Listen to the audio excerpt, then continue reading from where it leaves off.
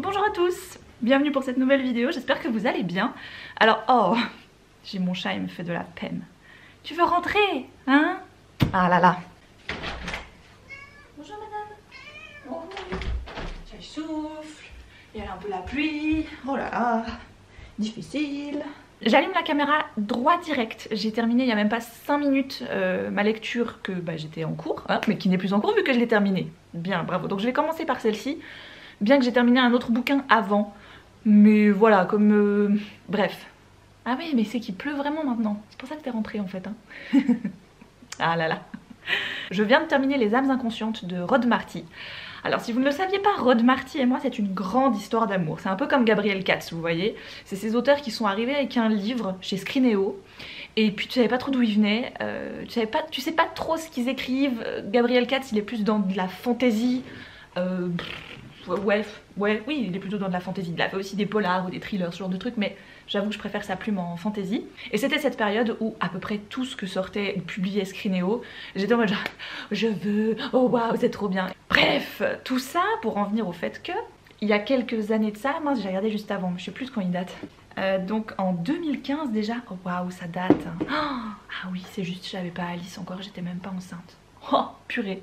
Donc en 2015, l'auteur Rod Marty sort Les Enfants de Pickwood. Et donc je vous mets la couverture juste ici. C'était un véritable raz-de-marée. Je me souviens encore que j'avais vraiment ressenti cette histoire, mais comme rarement ça peut m'arriver. Encore aujourd'hui j'en garde un excellent souvenir. Et j'ai d'ailleurs été voir la note que je lui avais mise sur Livre Addict. Parce que depuis quelques temps maintenant je note mes livres, mais à l'époque je le faisais pas à chaque fois, je le faisais vraiment pour quand j'avais vraiment envie voilà, de donner une très bonne note ou de donner une très mauvaise note, mais l'espèce d'entre-deux je le faisais pas trop.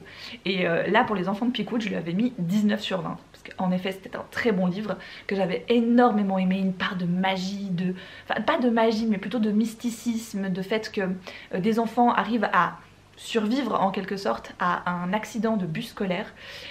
Mais après ça, il y a quelque chose de bizarre qui se passe parce que techniquement ils n'étaient pas censés survivre. L'accident aurait dû avoir lieu tel qu'il avait été prévu et malheureusement tous les passagers du bus auraient dû mourir. Et bon bref, c'est pas ce qui se passe, il y a plein de trucs qui se passent dans cette ville, c'est complètement abracadabrant, il a une façon de raconter des histoires qui sont très haletantes et très cinématographiques. Je me souviens encore, j'avais les images, mais vraiment... comme si je voyais le livre sur un écran, comme si j'avais les images qui apparaissaient les unes après les autres pendant que je lisais ce bouquin. Et c'était un film. Voilà, c'est vraiment quelque chose que je retiendrai de la plume de Rod Marty, c'est qu'il a cette force de faire quelque chose de très très photographique. Bref, je découvre que fin 2022 là, ou peut-être un petit peu plus quand même, il n'y a pas très longtemps, va être publié un nouveau bouquin de lui qui s'appelle Les âmes inconscientes.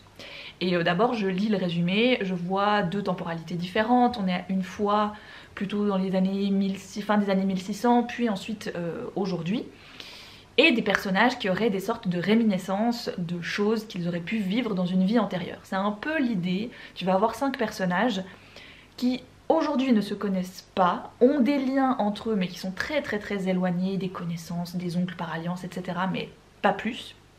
Il va y avoir un événement dans leur ville qui va tout à coup réveiller des souvenirs de vie qu'ils n'ont, pour eux, jamais vécu. Et puis en parallèle de ça, on a d'autres chapitres qui viennent s'entrecouper là au milieu, qui eux parlent de personnages qui ont vécu à Salem durant la fameuse chasse aux sorcières du révérend Paris et du juge Samuel Attorn. Et là on rencontre des personnages qui bizarrement font référence à ceux d'aujourd'hui. Vous voyez un peu où je veux en venir? Voilà, ces vies, ces âmes auraient été connectées à un moment donné et pour pas que les malheurs se reproduisent, eh bien ils sont censés faire quelque chose pour que ça ne se reproduise pas. Bref, c'est un peu flou comme résumé, mais j'ai beaucoup aimé parce que je suis une grande passionnée, vous savez, de sorcières, certes, mais aussi de toute cette partie de l'histoire de la chasse aux sorcières, tout le mal qu'on a pu faire, surtout à des femmes, mais aussi à des hommes, à des enfants, tout ça au nom de quelque chose qui n'a pas lieu de demander un tel sacrifice et une telle maltraitance envers d'autres personnes qui potentiellement n'ont pas les mêmes croyances que nous ou voilà, divergent un peu d'opinion. Et l'histoire des sorcières de Salem, voilà, je l'ai vue en long, en large et en travers dans des vidéos. D'ailleurs, je recommande encore une fois grandement la vidéo sur la chasse aux sorcières de Salem de la chaîne Occulture. Toute la chaîne Occulture est absolument incroyable et géniale.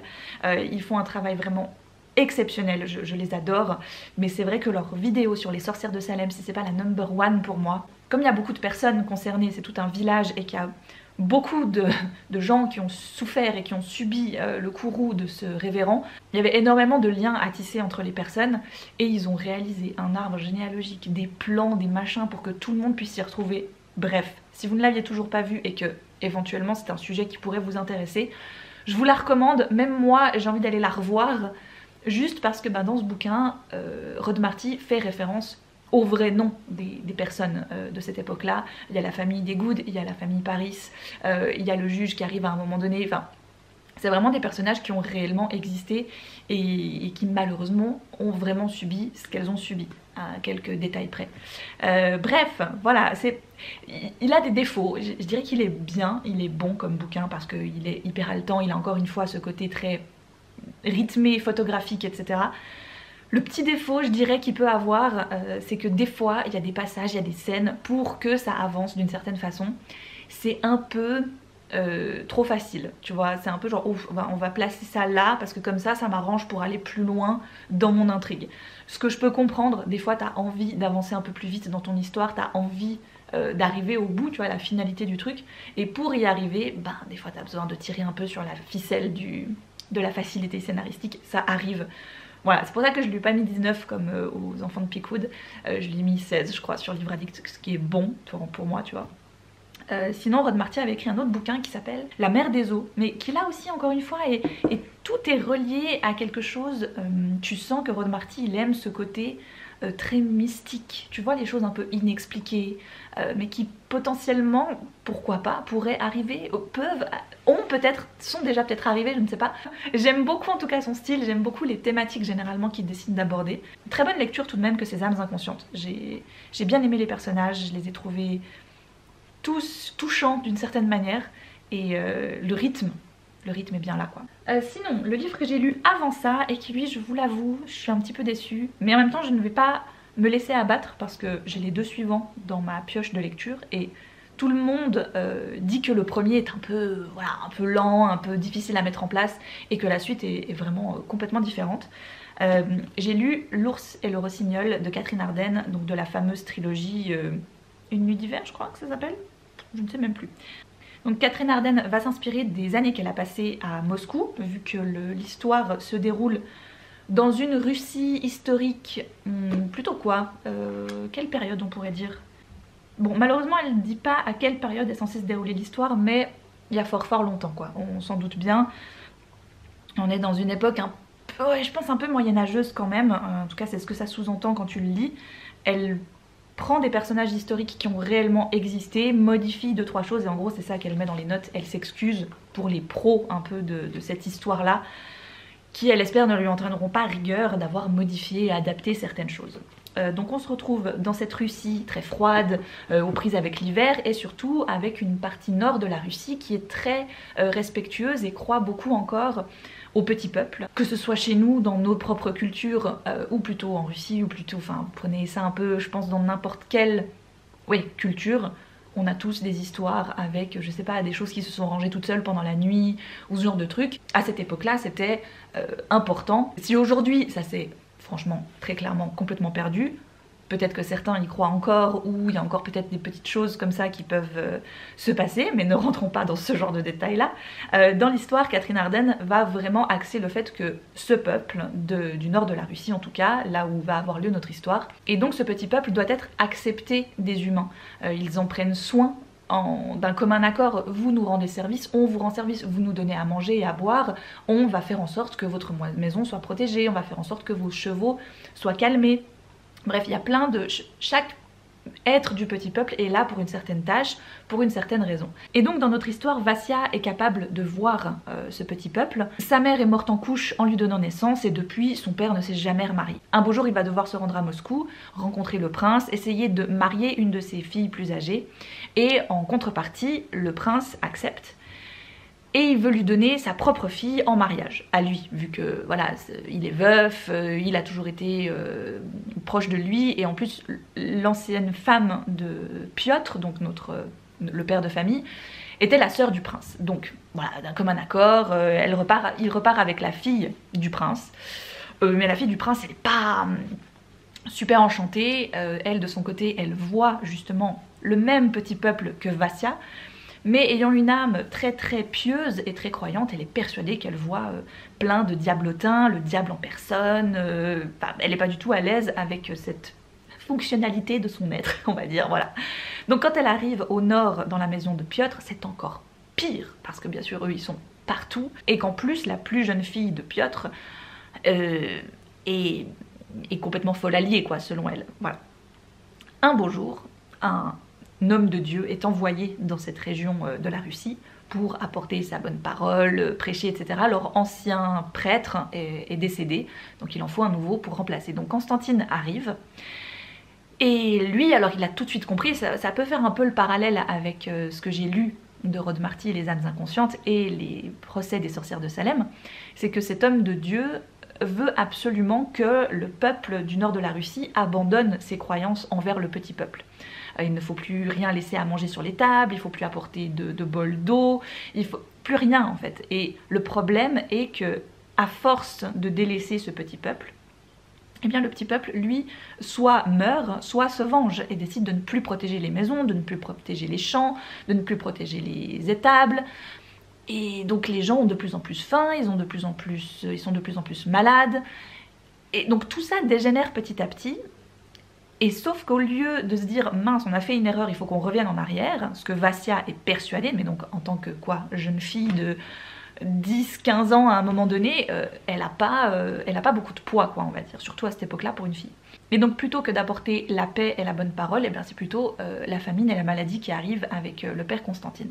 J'ai trouvé que là où l'histoire était un peu confuse et brouillonne, c'est qu'il y a beaucoup de choses qui doivent se mettre en place, notamment avec d'anciennes croyances, de légendes, du dieu de l'hiver, comme quoi il aurait un frère bon et un frère mauvais, et que chacun d'eux est là pour assouvir un peu son règne sur cette terre. Le fait que Vassia serait une des prétendantes possibles à ce que l'un émerge plus que l'autre, que son père doit absolument la protéger. Il y a pas mal de choses en fait qui viennent se mélanger entre anciennes et nouvelles croyances à cette époque-là, qui sont hyper intéressantes. Et en même temps, j'ai trouvé que c'était super long. C'était d'une lenteur. Il m'a fallu 2 semaines. 2 semaines pour lire 450 pages. Ça m'arrive quasiment jamais. Et en même temps, j'avais pas envie de l'abandonner parce que j'avais vraiment très envie de découvrir. Parce que l'histoire est pas passionnante de fou, mais j'aime bien, tu vois, moi quand ce genre de choses se passe, j'adore quand on parle du petit peuple, d'anciennes croyances, de choses en fait qu'on faisait par réelle conviction. Et qu'un beau jour, des gens sont arrivés pour dire non, on fait plus comme ça, et ça c'est terminé, et si tu ne veux pas mourir dans d'atroces souffrances ou aller en enfer, tu vas commencer à faire autrement, et que ce autrement n'apporte finalement rien de plus. Donc on te fait miroiter le fait que tu vas être bien au paradis, mais en fait t'es pas bien sur terre, donc quel est l'intérêt, tu vois. Donc j'aime bien ce genre de thématique, j'aime beaucoup quand les auteurs prennent ce genre de sujet, et en même temps je me suis sentie un peu perdue déjà par les noms, parce que tout est russophone, et c'est bien normal, tu me diras vu où ça se passe. Mais c'est vrai qu'entre les vrais prénoms et les surnoms qu'on donne à chacun d'eux, des fois c'est un peu compliqué à suivre. Voilà. Et pour moi le plus gros des défauts, c'est que c'était très long, vraiment très long. C'était pas mauvais, la plume est belle, ça se lit très bien si on veut bien, mais le rythme, il faut s'y faire. Voilà, c'est pas la lecture waouh, tu vois. Donc ça c'était un peu moins cool, mais bon voilà, c'était quand même très intéressant, et surtout j'ai très envie de... Oh waouh, salut la corneille, ça va? Tranquille? Ok. Et surtout il y a l'une d'entre vous qui est venue me voir en message privé sur Livre Addict pour me dire que elle avait vu la note que je lui avais mis, parce que je crois que je lui ai mis 14 sur 20, ce qui est bien, tu vois, c'est la moyenne, mais c'est pas non plus waouh.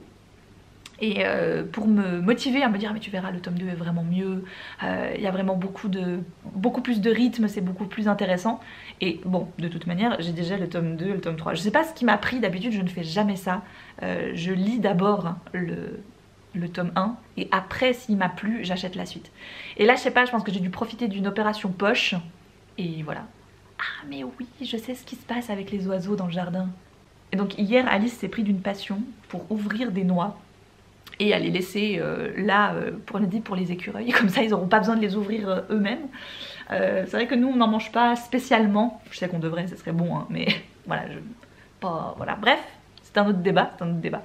Et là, depuis tout à l'heure, je me dis, waouh, purée, il y a quand même beaucoup d'oiseaux dans le jardin. Et ce que j'ai fait avant qu'il fasse la tempête, là, c'est que j'ai été balayer les noix dans le jardin, dans l'herbe. Pour me dire que c'est pas sur la terrasse, quoi, c'est dans l'herbe. Et là, en fait, depuis tout à l'heure, je vois, là, il y a deux pies, là. Avant, il y avait deux, je sais pas, je ne saurais pas dire ce que c'était comme oiseau. Puis, il y a eu une grosse corneille qui est arrivée. Puis, je les vois, tu sais, c'est près du carré de sable, là-bas. Attends, je sais pas si je peux vous montrer. J'ai pas été assez discrète. Faudrait que je laisse le truc comme ça. Non, ouais, elles se sont envolées maintenant, mais... Ah, purée, mais ce vent, quoi. Stop, c'est bon. Non, mais il y a des petits... Ah non, c'est des pétales. Je me demandais justement si c'était des... Si on avait de la neige, mais non, c'est des pétales. Mais bon, je suis désolée, j'ai pas pris ma caméra aujourd'hui parce que je vais au boulot, quoi. Et tu vois, là, les 3/4 du temps, au boulot, je bosse, quoi, hein, n'est-ce pas? Mais là, il faut absolument que je filme, donc je prends mon téléphone, ma foi, tant pis, je regarde pas au bon endroit, je suis pas, le son sera certainement pas terrible, je vais essayer de parler un peu plus fort, mais je suis désolée d'avance, le cadrage, il est nul, vous avez une vision superbe sur mon clavier que je vais tenter de dégager un peu, voilà. Donc, avis de passage de la poste dans ma boîte aux lettres, c'était quand mercredi. Déjà quand il y a ça, alors que je suis toute la journée à la maison, tu sais, ça me saoule un peu, parce que je me dis, mais purée, j'étais là, quoi, tu sais, t'avais qu'à sonner, je signais ton machin, et puis c'est bon. Bref, that's it. Je vais donc amener ma fille à l'école aujourd'hui. J'en profite pour m'arrêter pour prendre ce paquet contre signature. Moi, je m'attends à un truc qui passait pas dans la boîte aux lettres, mais non. Non, non, c'était une petite enveloppe comme ça, tu vois. Bon, ok, très bien. J'ouvre. Puis alors là, je vois ça. Et je vois ça. Et rien. Et tu sais, sur l'enveloppe, je vois que c'est les éditions Le Duc. Le Duc, c'est en lien avec Charleston. Donc d'abord, je me dis... c'est certainement un truc que mes contacts chez Le Duc ont décidé de m'envoyer alors que j'avais pas demandé. Des fois, ça peut arriver. Et là, tu sais, vraiment, je me dis, c'est bizarre. C'est vraiment bizarre. Bref, donc je vois ça en plus. Je vois Quill Press. Je me dis, c'est quoi ce truc? Tu sais, il n'y a pas de code AN, rien du tout. C'est vraiment... Daniel Miller, en plus, je ne sais pas ce que c'est. Comme s'il dormait, c'est donc le titre du livre. Je ne l'ouvre pas encore, je regarde un peu ça. Donc, je vois comme s'il dormait. Je lis pas encore tout à fait le témoignage que j'ai là. C'est le genre de truc, les feuilles de presse, ça m'intéresse généralement pas trop, tu vois. Et après, je vois ça. Donc ça, c'est une page de recherche Google. Bon, ok, ouais. C'est un peu bizarre. Est-ce que c'est quelqu'un qui sait pas s'y prendre, tu sais, pour faire des envois presse et tout? Des fois, ça arrive, tu vois. Et là, j'ouvre le livre. Non, mais vraiment, vous auriez dû voir ma tête, genre, hein? Mais c'est quoi cette arnaque? J'ouvre le livre. Dans lequel il n'y a absolument rien du tout. Alors, peut-être que c'est écrit à l'encre invisible, je n'ai pas encore testé, tu vois, le coup de mettre ça au chaud, et puis peut-être qu'il y a quelque chose qui va se révéler, mais je ne pense pas. Bref, donc là, tout à coup, je suis là, genre, mais c'est quoi ce machin? Je comprends rien. Je reprends la première page, donc celle-ci, et là, je lis tout en haut, Adelaide Hills, Australie. Et là, ça a fait connexion dans ma tête, tu sais, j'ai fait, oh, mais Adelaide Hills, c'est le prochain Kate Norton? C'est tellement drôle, mais je trouve ça tellement cool, il faut absolument que je lise le truc du coup. La famille Turner a été retrouvée morte dans son jardin le 24 décembre 1959 par un certain Percy. Comme endormis, les circonstances de leur mort sont particulièrement mystérieuses. Que s'est-il passé? Qui aurait pu en vouloir à cette famille sans histoire? La police enquête, mais les indices sont bien maigres dans l'ambiance chaude de l'été australien. En voyant Madame Turner étendue sur la couverture, Percy s'empourpra, comme s'il l'avait délibérément surprise dans cette posture. Ce groupe, assemblé sous le saule, avait un caractère intime, vulnérable. Toute une famille plongée dans le sommeil, les restes de leur déjeuner encore éparses entre eux. Assiettes et gobelets, croûtes de sandwich et miettes de gâteau. C'est alors qu'il fut frappé par l'immobilité de la scène. Cela ne semblait pas tout à fait naturel. Il ôta son chapeau. Par la suite, il se demanderait ce qui, précisément, l'avait poussé à faire ce geste. Il avait conscience du bruit de sa propre respiration, de l'air qui entrait et ressortait de sa cage thoracique. Il s'avança vers Madame Turner et s'agenouilla près de sa tête. Mouillant un doigt, il le lui tint sous le nez, dans l'espoir qu'elle le rafraîchirait par son souffle. Il constata que son doigt tremblait. Il détourna les yeux vers le lointain, comme si cela allait aider, comme si en concentrant ses sens, il pourrait la forcer à respirer. Rien, absolument rien. Tintintin. Mais du coup, qui est Daniel Miller? Daniel Miller, comme s'il dormait. La veille de Noël, un homme fait une terrible découverte au mystérieux domaine des Turner, plongé au cœur d'une enquête criminelle jamais résolue qui a bouleversé l'histoire de l'Australie du Sud. Donc en gros, je pense que Daniel Miller existe dans le livre. Il a vraiment écrit un livre sur ce fait divers irrésolu. Et j'ai le faux livre dans les mains. Que tu peux utiliser à part ça en tant que carnet. C'est assez cool, tu vois. Ça m'intrigue toute cette histoire. Je veux savoir. Mon Dieu, j'ai tellement hâte de le recevoir, de le lire, de le... Parce que alors là, franchement, la campagne de promo pour te donner envie, elle est bien, hein. Franchement, elle est bien. Parce que là, ils ont failli m'avoir avec un faux envoi presse que t'as pas demandé, tu sais. Puis tu dis, mais qu'est-ce que c'est ça? Et c'est quand j'ai vu le truc vide, j'ai fait, non, mais c'est pas possible. Personne est assez bête pour t'envoyer un livre vide, quand même. C'est très fort. Vous savez même à quoi j'ai pensé, jusqu'où j'ai été? Je me suis dit, purée, c'est un gars qui a retrouvé, donc je sais pas, tu vois, le Daniel Miller, là, du livre, qui a retrouvé une enveloppe que je sais pas, les éditions Le Duc m'ont jamais envoyée ou que sais-je, avec mon adresse déjà dessus. Il l'a récupérée pour pouvoir m'envoyer son truc, tu vois, sans un mot, sans rien. Non mais j'ai été loin, hein, tout à coup, là. En même temps, c'est même pas 9 h du matin, tu vois, dans ma tête, c'était peut-être pas encore très clair, quoi, mais... Oh là là. Ça va être trop bien. Vous vous en doutez donc un petit peu, cette vidéo est en partenariat avec les éditions Charleston, que je remercie encore une fois grandement, parce que grâce à eux, je peux faire la promo d'une autrice qui m'est très très chère, qui a une énorme place dans ma vie de lectrice, aka Kate Morton, vous le savez maintenant. C'est une autrice dont j'ai lu tous les romans, donc à chaque fois que le nouveau était annoncé, j'étais comme ça, tu vois. Et là, c'est vrai que ça faisait un moment qu'on attendait un nouveau. Quand j'ai vu que ça allait sortir aux éditions Charleston, je n'en pouvais plus. Alors forcément, quand les éditions Charleston m'ont contactée, j'en pouvais encore moins, plus. T'as compris. Donc je les remercie beaucoup. Je les remercie aussi énormément pour tout ce petit côté très teasing pour nous plonger dans la future ambiance du bouquin. Le roman sort officiellement le 25 avril. Il va s'appeler Les Ombres d'Adelaide Hills. Alors ça, je vous ai déjà rabâché les oreilles avec, donc je vais pas m'étaler non plus 1000 ans là-dessus. Si vous aimez les secrets, les trucs de famille, avec souvent des temporalités différentes. Un coup, ça se passe, là, visiblement dans les années 60, puis ensuite, de nos jours, avec un personnage qui redécouvre un truc par rapport à soit sa famille, soit à des proches. Kate Morton, elle maîtrise le sujet à donf. Voilà, c'est la reine là-dedans, enfin une de mes reines, personnellement. Voilà, je l'adore dans ce genre de thème-là. Je trouve qu'elle dose juste ce qu'il faut, une partie suspense, une partie drame, une partie émotion. Ouais, il y a vraiment un joli mélange de tout. Voilà, j'ai super hâte. Voilà, je me réjouis tellement d'avoir le livre entre les mains. Je pense que le jour où je le reçois, vous savez qu'il y a très peu de livres pour lesquels je fais ça. Mais celui-là, je pense que dès qu'il arrive à la maison, ou qu'on me l'envoie en e-book ou que sais-je, mais je fais comme ça, je le mange. Et il n'y a pas tous les livres ou les auteurs ou les autrices pour qui je fais ça, quoi, tu vois. Il y a des choses, des fois, je me dis, ouais, bon, j'ai le temps de voir venir, puis c'est bon, puis voilà. Mais pas Kate Morton. Non, Kate Morton, c'est maintenant. Dès que j'ai le truc, voilà. Donc, merci encore une fois à Charleston. Évidemment que je vais continuer à vous en parler jusqu'au 25 avril. Peut-être même qu'il y aura une petite surprise quelque part à un moment donné. Je dis ça, je dis rien, évidemment.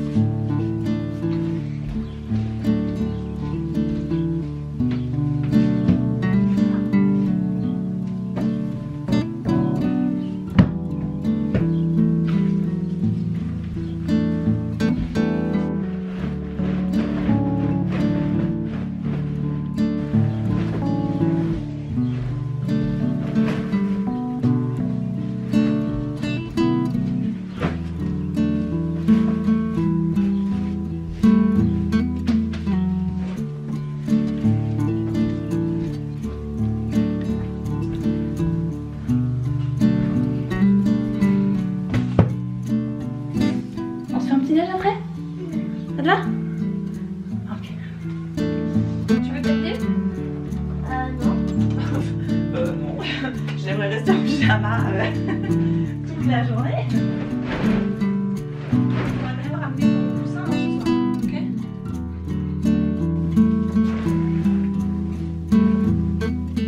Notre gros matou blanc, gris, je sais pas trop, ouais, qui est juste là au coin du jardin. Et j'ai fait sortir Mira avant et je suis étonnée qu'elle n'ait pas été lui chercher des noises. Parce que c'est typiquement son style, hein. Je suis au maximum de zoom, mais oui, il est juste là. tranquille à côté du petit arbuste là. J'adore quand il regarde la vie passer. Je suis pas chez moi, mais je suis tranquille, tout va bien. Alors, hop là, j'ai commandé dernièrement sur la boutique Plotter Boutique, qui est une boutique Etsy en Allemagne. C'est venu très vite, j'étais très contente. Une housse de coussin pour le canapé du salon, avec écrit Hello Spring. Bon alors faut savoir que pendant très longtemps j'étais pas rose, bon je le suis toujours pas beaucoup, hein. C'est pas une couleur que j'affectionne particulièrement. Je pense surtout parce qu'elle ne me va pas, que ce soit à cause de ma couleur de peau, à cause de ma couleur de cheveux. J'avoue que j'ai souvent renié le rose, c'est pas vraiment une couleur que j'affectionne particulièrement. Mais il y a des roses que je trouve très beaux, voilà. Et donc je ne pensais pas un jour acheter un coussin rose, mais c'est vrai qu'il est tellement rose clair pâle que je me dis ça. Et pour le printemps, hein, voilà, et pour Pâques, tout ça, enfin bref. Donc il y avait des trucs un peu plus typé Pâques, mais j'avais plutôt envie de quelque chose de plus printemps, pour pouvoir, comme je vous le disais, voilà, changer au fur et à mesure les housses des coussins du salon. Parce que ben, à part pour Noël et l'automne, j'avoue que le printemps et l'été, ils ont un peu tout le temps les mêmes couleurs, je les change pas beaucoup à ce moment-là. Et puis voilà, j'avais envie, voilà, de faire un petit peu ces petits changements. Et comme on aura, j'espère, bientôt le nouveau canapé, et bien forcément que ça donne envie, tu vois. Tu te dis, allez, je fais un peu des petits, des petits réaménagements par-ci par-là. Donc pour ceux qui n'ont pas suivi dans le, je crois que c'était la dernière, je sais plus maintenant quand est-ce qu'on a parlé de ça, on a acheté un nouveau canapé mais il n'est pas encore là parce que ben, le temps qu'il nous le livre, enfin qu'il soit dispo et tout. Mais on a déjà tout payé et c'était un peu ma règle. J'avais dit à Vincent, je veux pas que tout à coup quand on le reçoit, mettons en mai ou en juin ou en juillet, je crois qu'on a jusqu'à mi-juillet, on doit encore payer, je sais pas, le 60% ou... Je dis, je veux pouvoir régler cette histoire de canapé tout de suite. Comme ça, après, on est tranquille. Je sais que l'argent qui va nous rester après ça, on n'a pas besoin de se dire encore, oh mince, il faut pas qu'on oublie qu'il faut garder un petit bout pour le canapé, il faut garder un petit bout pour le canapé, tu vois. Ça, je veux pas. Là, en plus, on a les vacances de Pâques qui arrivent là. Ça va être trop bien. Enfin, ça va être trop bien, on fait rien de spécial, mais en gros, on a un gros week-end là. C'est-à-dire que j'ai congé jeudi, c'est mon jour de congé de la semaine. Le vendredi saint est férié, samedi, dimanche, lundi de Pâques. Donc déjà, tu sais, je me fais un petit 5 jours là, bien cool à la suite. Puis après, je travaille mardi, mercredi. Jeudi, c'est donc de nouveau mon jour de congé de la semaine. Vendredi, je vais télétravailler qu'à moitié. Je vais faire du 50% télétravail, 50% congé. Et ensuite, une semaine de vacances. C'est trop bien. Donc voilà, un peu, on verra ce qu'on va faire. On n'a pas vraiment décidé, comme on a tout axé sur les vacances d'été pour l'instant. On s'est dit, oh ouais, tiens, Pâques.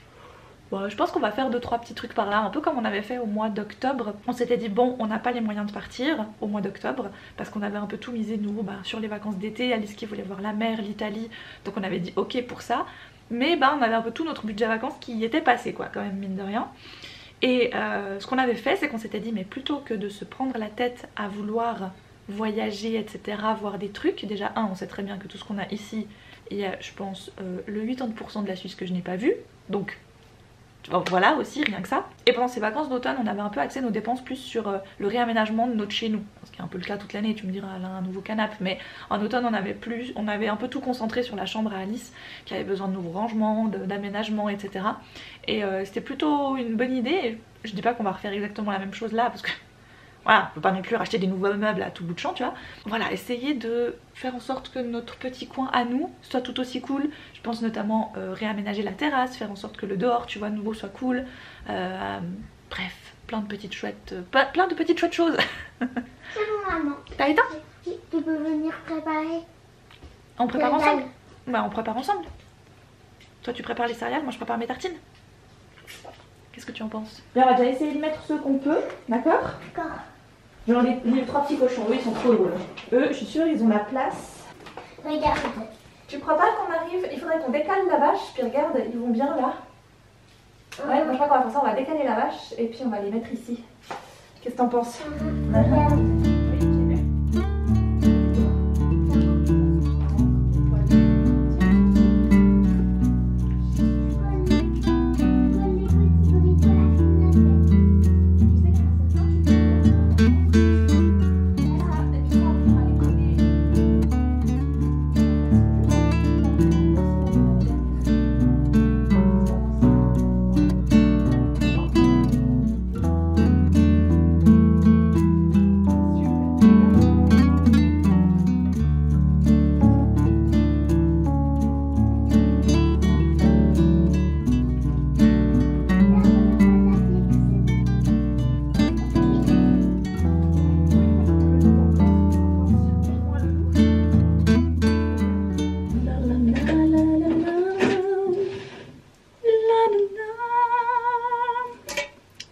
j'ai pas le temps, mais j'aime bien rentabiliser mon temps.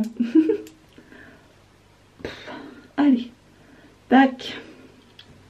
On n'est pas bien comme ça. Bon, j'ai envie de me maquiller, mais j'ai pas du tout envie de faire un make-up de folie, mais j'ai envie de me maquiller. J'ai regardé une vidéo, j'en ai regardé plusieurs, mais notamment une, de Marion Caméléon. Vous connaissez peut-être, qui fait des vidéos très poussées et très bien sur le make-up. Alors, soit dit en passant, beaucoup trop pour moi, parce que moi j'ai absolument pas ce niveau-là, ni cette envie de faire des maquillages comme ça, mais je la trouve assez fascinante dans la façon dont elle se maquille, et le fait qu'elle ait vraiment fait des formations là-dedans, que ça a vraiment été son job. C'est le next level de la youtubeuse beauté, tu vois, pour moi. J'aime beaucoup son franc-parler, son ton ultra cash, etc. Et l'autre jour, j'ai suivi une de ses vidéos, comment faire des dégradés, enfin comment bien faire des dégradés et tout dans son maquillage. En fait, la vidéo dure 50 minutes. Mais j'étais curieuse, tu vois, parce que moi j'ai vraiment su faire. Alors, j'ai appris 2-3 trucs, mais en même temps, je me dis, je n'ai pas la patience de faire ça le matin chez moi. Même jamais en fait, même pour sortir, même pour... J'ai pas la patience. Et c'est ce qu'elle dit, elle fait, il faut être patient, il faut faire ça longtemps, il faut, voilà, fondre, dégrader, machin. J'ai fait, meuf, c'est superbe, j'adore ce que tu fais, c'est absolument incroyable. Mais moi j'ai pas le temps, quoi. Enfin, puis même pas que j'ai pas le temps, j'ai la flemme. Oh là là, je pense que je me dis, on est en fait chacune à son... chacune son truc, hein, t'as compris, voilà. Je pense que c'est presque plus ça que j'aime chez elle, c'est la façon dont elle parle, plus que son contenu. Après, qui est très intéressant, hein, parce qu'elle fait vraiment des trucs hyper pro et tout, enfin, chapeau madame, tu vois. Mais moi, j'ai pas le temps. Moi en gros là j'ai mis, tu vois, un petit peu de fard à paupières, je vais mettre un coup de eyeliner, du mascara, et on est bon, hein. Et encore ça c'est les grands jours, ça, c'est que je prends le temps, hein. Ça c'est comme je me maquillerais pour aller bosser, tu vois. Habituellement, je fais même pas ça. Ah si, tu sais ce que je fais quand vraiment je me dis, franchement j'ai pas le temps et tout, ça me saoule. J'essaie vaguement d'avoir un teint quand même un peu uniforme, d'enlever mes rougeurs, etc. Et je mets juste du rouge à lèvres. Ça je trouve, alors mascara rouge à lèvres, c'est le go-to, tu sais. Ça passe partout, c'est nickel. T'as l'impression que t'es waouh alors que t'as rien fait de spécial. Limite franchement le trait d'eyeliner il est plus compliqué, hein. Franchement il est pas si mal. Franchement il est pas si mal. Maintenant le gros challenge, toi-même tu sais si tu fais des fois des traits d'eyeliner, faut faire la même chose de l'autre côté, et bien sûr. Bon alors pour ceux qui le font à main levée, sans tirer votre paupière, je sais pas comment vous faites. Je crois que dans toutes les vidéos que j'ai vues, c'était alors surtout il faut pas tirer votre paupière parce qu'après, je sais pas comment vous faites. Moi je n'ai pas le choix que de tirer ma paupière, sinon c'est le trait, c'est une vague, c'est pas un trait. Franchement on est pas mal. Bon écoutez, en même temps moi je suis pas une personne compliquée. Voilou, hein. Tu me diras, tout ça pour aller faire tes courses et aller chercher du pain. Mais des fois ça fait du bien, des fois j'aime bien, voilà. Oh là là, j'arrive au bout de ce mascara par contre, ça va plus du tout.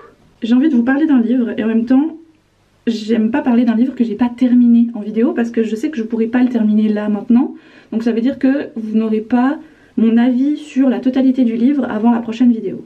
Et ça j'aime un peu moyen, tu vois. Je préfère généralement terminer un bouquin et après uniquement venir vous en parler. Mais là là je me dis je peux pas, tu vois, il faut que j'en parle. Donc il y a quelques années de ça j'avais commencé avec Lily et Anaïs, une autre Lily, hein, pas Lily Bookin, à lire, non, pour moi à lire, pour Anaïs c'était une relecture je crois, à lire Les Fleurs Captives de Virginia C. Andrews. Regardez-moi ça, on est jeudi, je les ai lavés dimanche quoi. Waouh, mon secret maintenant, c'est que là-dedans j'ai un mélange eau et ma crème de coiffage, qui est donc la Curl Potion de chez les Secrets de Loli. Comme toujours, j'ai toute la gamme, je crois, shampoing après shampoing, masque, crème de coiffage, tout ça. Donc ça c'est le Superfood Milk Curl Potion. J'ai mis de l'eau, un peu de ça là-dedans. Je secoue. Et ce matin, ce que j'ai fait, c'est que j'ai bien pipité mes cheveux, puis je les ai légèrement démêlés. Puis après j'ai re-scrunché, j'ai laissé sécher à l'air libre. Et look at this quoi. Ouais, il faut que je refasse ma coloration, ça c'est vrai. Mais franchement, freine chemin, sinon les boucles, oh, I'm in love, je les adore. Bref, donc on part de la salle de bain peut-être maintenant qu'on a fini. J'ai un blanc, où est-ce que j'ai foutu mon trépied? Alors, coin absurde, la cuisine. Alors, je vous disais. Ah mais j'ai plein de BD que j'ai lu au pire, ça je vais pouvoir vous en parler. Mais il faut quand même que je vous parle d'un bouquet d'épines, parce que là c'est quand même trop chelou. Et donc si vous ne connaissez pas cette histoire, cette série, ils en ont fait plusieurs téléfilms. D'ailleurs ils sont repassés dernièrement, je les ai enregistrés parce que j'avais envie de les voir vu que maintenant j'avais lu les bouquins. Donc quand j'ai mis en cours de lecture ce tome 3, j'ai remarqué que les éditions Le Livre de Poche les ressortaient là depuis 2 ans je crois, donc le premier, là il y a le 3 qui vient de ressortir en 2023 ou n'est pas encore sorti en format Le Livre de Poche.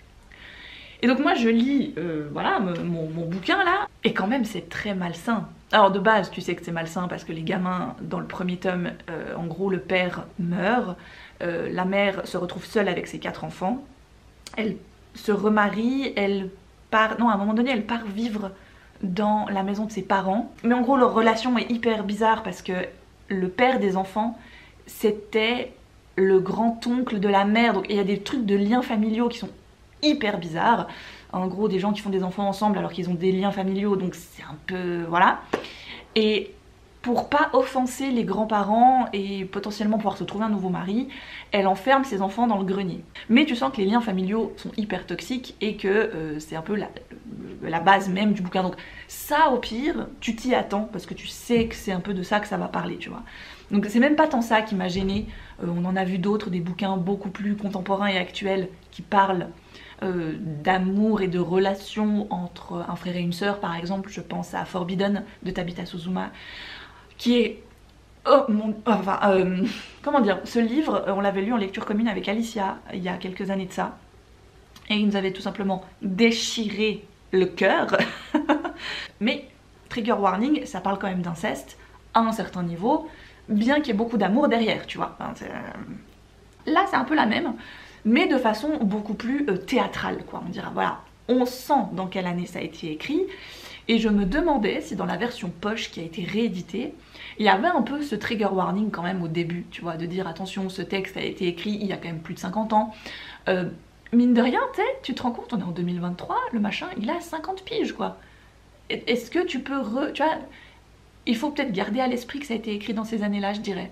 Parce qu'il y a beaucoup de choses qui sont vachement problématiques dans ce bouquin, qui me dérangent énormément. Mais quand tu le remets dans le contexte de te dire, bon, ça a été écrit dans des années où la parole, le statut de la femme, etc. n'était pas encore ce qu'il est aujourd'hui, déjà qu'aujourd'hui, il y a encore un bout de chemin à faire, tu vois. Alors là, encore plus. Est-ce que si tu préviens pas le lectorat que le truc a été quand même date d'un certain temps, tu penses pas que tu vas te ramasser un peu? Je sais pas, peut-être qu'il y a une mention, tu vois, comme quoi le texte date de telle époque et tout. Peut-être, voilà, un peu âme sensible, enfin... Bref, c'était une réflexion que je me faisais parce que hier, pendant que j'étais au cours de judo d'Alice, je lisais et je suis tombée sur un passage, mais qui m'a tellement... je me dis... C'est là où je me suis dit, mais est-ce que dans la version d'aujourd'hui, dans la réédition, est-ce qu'elle a été retravaillée ou... J'espère pas, hein, d'un côté, parce que c'est pas le but de retravailler, mais c'est peut-être de mettre en garde, tu vois, de ne pas oublier en quelle année c'est. Moi, c'est surtout ça, c'est n'oubliez pas en quelle année ça a été écrit. Non, ça ne date pas de cette année, c'est pas parce que le livre sort cette année, dans cette édition-là, qui date de cette année, tu vois. Des fois, je me dis, la confusion peut être là, tu vois. Tu peux acheter un livre parce qu'il est tout beau, tout neuf, hein, que dedans, tu vois, la date d'impression, ce sera quoi? Bah, ça sera 2023. Mais le livre en tant que tel, il date pas de 2023. Vous voyez où je veux en venir? Voilà. Je veux dire, pour certains classiques, c'est évident. Un tout petit peu plus contemporain, mais qui, mine de rien, date. Et en 50 ans, bah voilà, je l'ai dit, hein, il s'en est passé des trucs. Et bref, je vais quand même trouver le passage. Donc, vous voyez, oh, ma belle édition. Magnifique, hein. Alors, il y a plein de passages avant ça qui m'ont énervée. Mais là, je pense quand même... Donc c'est un des 2 garçons de la famille qui a quoi, 14, 15 ans à peine, qui parle d'une jeune fille avec qui il est en cours de danse et qui l'apprécie beaucoup. Au même moment, Mélodie sortit du cours en courant pour monter dans la voiture de son père et je fus décontenancée en m'apercevant soudain qu'elle était en train de se transformer en femme. C'était prodigieux la façon dont, brusquement, les seins minuscules des petites filles se mettaient à pousser tandis que leurs hanches s'arrondissaient. D'un seul coup, elles avaient 10 fois plus de personnalité. Qu'est-ce que c'est ça? D'où? Et c'est une femme, hein, quand même, qui les a écrits. Voilà. Alors, vous auriez dû voir ma tronche. J'avais mes écouteurs. Parce qu'il y a beaucoup de monde au cours de judo, hein, donc j'avais mes écouteurs. Et je lis ce passage, et j'étais vraiment là genre... ce que je viens de lire? Attends, je l'ai relu, j'ai fait... Non, c'est bien ce que j'ai lu. Ok, donc en gros, moi je dois pas avoir beaucoup de personnalité, tu vois.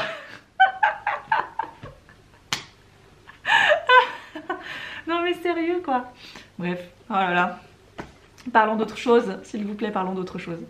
J'ai lu Les 5 petits cochons de Agatha Christie, qui est un Hercule Poirot que j'ai chopé à Emmaüs. Bah, vous le voyez aisément, hein, voilà. Ça aussi, tu vois, je veux dire, on se pose même pas de questions, on sait que ça se passe pas de nos jours, on sait que ça a été écrit il y a longtemps, tu vois. Même dans les rééditions, je veux dire, on le sait. Mais là, j'avoue que je vous mettrai la couverture des nouveaux Fleurs captives. Voilà. Mais je serais curieuse, si quelqu'un les a et les a achetés dans cette édition-là, je serais curieuse de savoir s'il n'y a pas un truc dans les, voilà, dans les premières pages, je sais pas, qui indique quelque chose, bref. Donc dans cette histoire, c'est un cold case qui va être réouvert, enfin plus ou moins un cold case parce que l'affaire avait été classée, une femme avait empoisonné son mari, puis elle avait été en prison, puis en prison elle est décédée. Et 16 ans plus tard, c'est sa fille qui veut réouvrir le dossier parce que pour elle, sa mère n'est pas coupable. Elle a reçu une lettre de sa mère après son décès, qu'elle lui avait écrite juste avant de mourir, lue clamant que elle ne l'avait pas fait. Elle acceptait son sort, mais que ce n'était pas elle la coupable, elle ne voulait pas que sa fille pense que sa mère avait tué son père. Et donc Hercule Poirot réouvre l'enquête et va aller interroger les 5 suspects, les 5 personnes qui étaient là le jour où cet homme est mort empoisonné. Et donc il va décortiquer les points de vue de tout le monde, il va mettre tout le monde dans la balance, etc. etc. Et donc à la fin, évidemment, bim balaboum, c'est Hercule Poirot, tada, le truc se révèle. Pour moi, les Hercule Poirot, le problème, je pense, c'est que même s'ils sont tout petits, 250 pages, des fois j'ai l'impression que même ces 250 pages, ils sont trop longs. Je pense que surtout aussi, ce qui m'a un petit peu dérangé dans celui-ci, c'est qu'on est sur une scène de crime qui a déjà eu lieu. Et après, on va avoir le point de vue de cette même journée, de cette même scène, mais par 5 personnages différents. Donc techniquement, tu vas revivre, tu vas relire 5 fois la même chose, avec certains détails qui changent. Mais comme toi, t'es pas Hercule Poirot, bah les détails qui changent.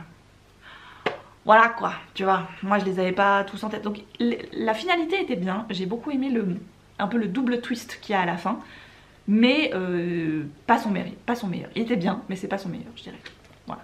En termes de BD, j'ai lu Le jour où on a inventé les noms de famille, qui était très intéressant. Les dessins sont pas trop ma came, mais je voulais surtout la lire parce que le sujet m'intéressait. Alors c'est très simplifié pour les enfants, ils ont fait une version un peu plus rigolote avec un personnage dont le père est un peu... voilà, un peu la personne qu'on n'aime pas, qu'on met un peu de côté parce qu'il est un peu bizarre depuis que sa femme est morte, etc. Donc il est tombé dans l'alcool. Et un beau jour, comme il y a des Pierre-Paul Jacques à tous les coins de rue, parce que les villages ont grandi, que ce sont devenus des petites villes, le roi annonce qu'il va falloir trouver des noms de famille pour toutes les familles. Donc chaque famille, s'il y a un Pierre ici et un Pierre là-bas, bah, il va falloir les différencier. À une époque, on différenciait simplement les gens par soit leur métier, soit leur surnom, soit l'endroit où ils habitaient dans la ville. Et c'est drôle parce qu'à la fin, il y a toute une partie plutôt documentaire avec beaucoup de textes qui explique comment ça s'est vraiment passé. Et dans l'histoire c'est un petit peu romancé, quoi, on va dire, ça s'est pas vraiment passé comme ça, mais les noms de famille, comment ils sont arrivés dans le langage courant, comment on les a introduits et comment à partir de quelle époque on a vraiment inscrit les noms de famille tels qu'ils étaient dans nos carnets, dans nos cartes d'identité, ce genre de choses qui n'existaient pas il n'y a pas encore si longtemps. Et j'ai trouvé ça très intéressant. Je vais très clairement la garder pour Alice. Celle-ci aussi parce que waouh, c'est absolument magnifique. J'ai lu le premier tome, Le Jardin des Fées, par Audrey Alouette et illustré par Moretti. Absolument fabuleux. Donc on va rencontrer Lucie, qui est une jeune fille qui arrive chez son oncle et sa tante, qui vivent dans un domaine en Normandie. Et la maison est un peu bizarre, tout le monde semble malade, son cousin notamment, qui est... toute la famille est absolument imbuvable. Mais sauf que Lucie voit des choses que la famille ne voit pas, qui sont complètement aveuglés. Eux, ils ne voient pas qu'il y a un mur dans le jardin, ils ne voient pas que derrière ce mur, il y a un jardin. C'est très bizarre. Et un jour, elle va rencontrer une petite fée, Marigold. Et cette fée va devenir son amie. Et Lucie va comprendre que le grand-père de son cousin était le berger de ces fées. Et que grâce à lui, elles étaient protégées, elles ne craignaient rien. Sauf que le berger est mort. Et que depuis, la famille de ce berger est complètement déconnectée et très bizarre et semble malade. Donc les fées ont peur, les fées se font attaquer chaque nuit par des créatures. et ça devient de plus en plus compliqué, elles devraient partir mais sauf qu'elles n'ont plus de berger pour pouvoir partir. Donc Lucy va un peu mener son enquête et la fin est un joli suspense, donc ça tombe bien que le tome 2 arrive hein, parce que franchement très très beau, que ce soit les graphismes hein, absolument incroyables, j'aime énormément cette intrigue, ce côté très familial, domaine, les fées qui y appartiennent, qui font partie de la famille d'une certaine façon mais qui ne le sont plus à cause de la mort du berger. Et l'arrivée de Lucy, qui se pose beaucoup de questions, pourquoi est-ce qu'elle a été envoyée là, pourquoi sa mère voulait qu'elle arrive ici, sur quoi exactement elle est censée enquêter. C'est très intriguant. J'ai lu les Fées 60s, la disparition d'Imbolc, le premier tome. Donc normalement il devait y avoir 4 volumes mais qui sont tous indépendants les uns des autres. Leur seul point commun c'est que il faut imaginer un monde, donc dans les années 60 en Angleterre notamment, où les fées font partie du monde des humains. Voilà, tout se mélange, tout le monde vit plus ou moins bien ensemble, ce qui n'est pas vraiment le cas dans cette histoire vu que l'héroïne qu'on va suivre enquête sur la disparition d'humains et elle est persuadée qu'elles ont été enlevées par les fées. Vraiment l'univers en tant que tel est hyper cool. Ce que j'ai moins aimé par contre et qui m'a un peu... c'est que ça m'a laissé sur ma faim. J'ai trouvé que c'était trop court. En fait j'ai trouvé que le format BD classique, quasi 48 pages, était pas adapté pour ce genre d'histoire. Il aurait fallu quelque chose de plus long, d'aller plus profond. Là finalement on est très en surface. Oui, je suis au même endroit qu'avant et pourtant il s'est passé quasiment rien. J'ai boire un café, wouh, et chercher du pain et discuter avec ma maman pendant sa pause et me revoilà. Je suis de bonne humeur, il fait beau, il fait frais, donc en même temps c'est le mélange parfait tu vois, parce que je suis là avec mes petites baskets. Ce matin il faisait -1 mais j'avais pas froid parce qu'il y avait du soleil et que c'est bientôt les vacances et que voilà, j'avais envie de vous le dire, c'est beau la vie n'est-ce pas? Bon, je vais aller m'occuper de ma lessive et je crois arrêter la vidéo ici où avoir beaucoup parlé livres. J'espère qu'elle vous a plu, que vous aurez pu prendre des petites notes hein, si tout à coup certains de ces livres vous intéressent. Je vous dis à très vite et surtout prenez grand soin de vous. Ciao!